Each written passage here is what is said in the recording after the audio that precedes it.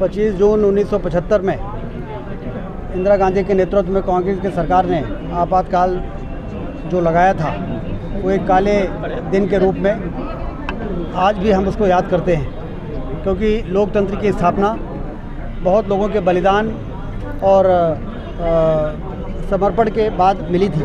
लेकिन उस लोकतंत्र की स्थापना के बाद लोकतंत्र का जिस तरीके से अपहरण किया गया, जिस तरह से उसको फिर से नस्तनाबूद करने का जो प्रयास किया गया, बड़े नेताओं को जिनकी देश में एक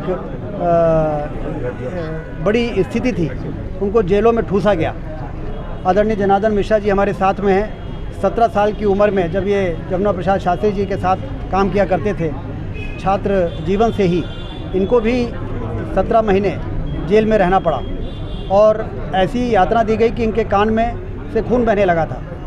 अटल बिहारी वाजपेयी, लाल कृष्ण आडवाणी जी से जैसे नेताओं, जयप्रकाश नारायण, सारे लोगों को जेल में ठूसना लोकतंत्र की स्थापना के बाद इससे बड़ा और काला इतिहास क्या हो सकता है। इसलिए आज जब देश तेज़ी के साथ आगे बढ़ रहा है, विश्व गुरु के बनने की दिशा में, आर्थिक महाशक्ति बनने की दिशा में मोदी जी के नेतृत्व में जब आगे बढ़ रहा है, तो हमें इस दिन को हमेशा याद रखना है, जिससे कि भविष्य में इस प्रकार की चूक करने का कोई साहस न करे और इस प्रकार के कृत्य को हमेशा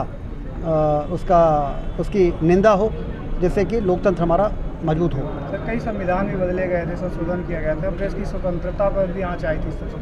बिल्कुल, जैसा आप कह रहे हैं कि हर जगह तानाशाही का एक वातावरण था। वकील, दलील और अपील में पूरी तरह से प्रतिबंध हो गया था। मतलब किसी को उठा के जेल में आप बंद कर रहे हो, ना वो अपील कर सकता, ना कोई वकील खड़ा हो सकता और ना कोई दलील दे सकता है। इस प्रकार की स्थिति तानाशाही का इससे बड़ा उदाहरण हो सकता है दुनिया के कई देशों में इस प्रकार से लोगों ने किया हो, लेकिन हमारे देश में हुआ है, ये हम सबके लिए बड़े कष्ट की बात है।